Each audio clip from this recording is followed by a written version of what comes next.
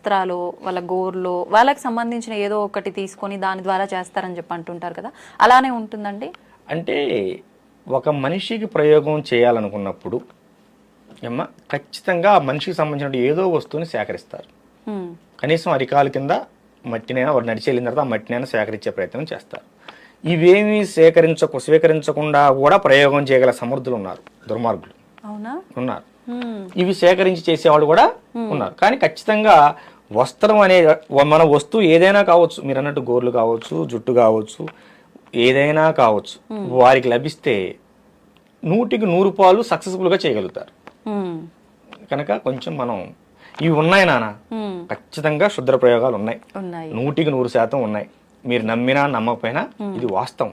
ఇప్పుడు ఎవరిపైనో ప్రయోగం జరిగింది అంటే వాళ్ళు నానా రకాలుగా ఇబ్బంది పడతారు, ఆఖరికి ప్రాణాలు కూడా కోల్పోతారు. చేసిన వాళ్ళకి ఏంటి ఉపయోగం అసలు దీనివల్ల? మానసిక ఉన్మాదులు అమ్మ వాళ్ళు.